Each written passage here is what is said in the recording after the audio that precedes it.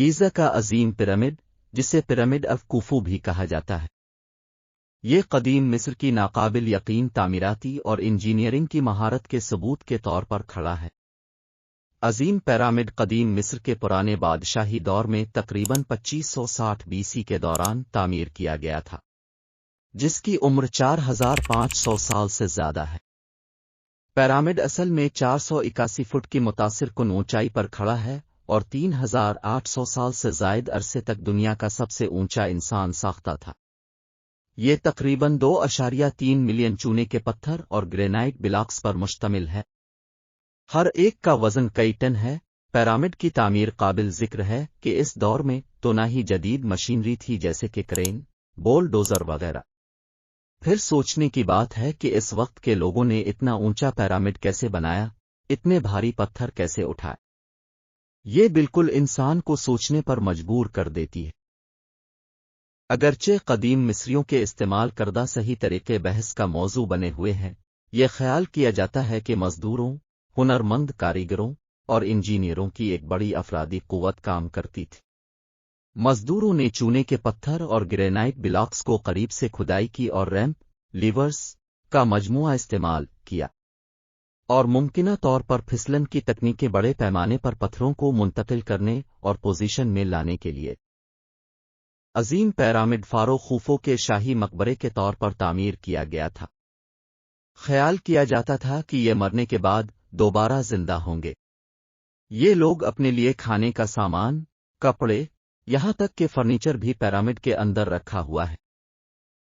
گیزا میں صرف ایک پیرامڈ نہیں بلکہ 2 اور پیرامڈز بھی ہیں۔ سب سے بڑا جو پیرامڈ ہے وہ خوفو نے اپنے لیے بنایا تھا۔ اس کے بعد خافرے پیرامڈ، خافرے خوفو کا بیٹا تھا، اور تیسرا پیرامڈ خوفو کے پوتے نے اپنے لیے بنایا تھا، جس کو مینکورے پیرامڈ کہا جاتا ہے۔ ماہرین کہتے ہیں کہ ان بادشاہوں نے اپنے لیے پیرامڈ کے اندر جو سونا چاندی کے زیورات رکھے تھے وہ بھی چوری ہو گئے ہیں۔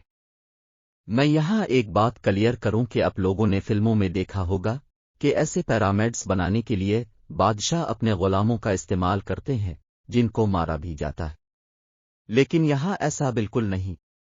عظیم پیرامڈ بنانے میں اچھے اور تگڑے کاریگروں کا استعمال کیا جاتا تھا۔ ان کو مزدوری بھی دی جاتی تھی اور اچھا کھانا بھی دیا جاتا تھا۔ لیکن یہی بات پھر سے ذہن میں آتی ہے کہ انہوں نے اتنے بھاری پتھر اٹھائے کیسے؟ تو یہاں میں آپ کو بتاتا چلوں کہ کچھ نظریات بتاتے ہیں کہ پتھر کے بلاکس کو لے جانے کے لیے استعمال ہونے والی سلیجوں کے سامنے ریت پر پانی ڈالا جاتا تھا۔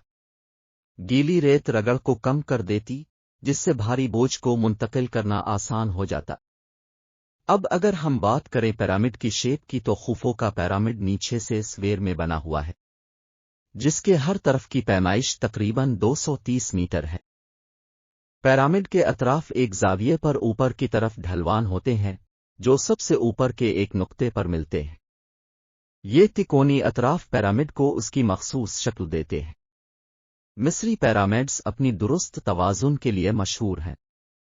پیرامڈ کے اطراف مرکزی سمتوں، شمال، جنوب، مشرق اور مغرب کے حوالے سے یکساں طور پر منسلک ہیں۔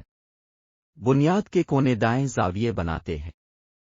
اپنی اصل حالت میں مصری پیرامڈز میں چونے کے پتھر کے کیسنگ بلاکس سے بنے ہموار، چمکدار بیرونی حصے تھے۔ یہ سانچے والے پتھر سورج کی روشنی کو منعکس کرتے ہیں، جس سے اہرام کو ایک شاندار شکل ملتی ہے۔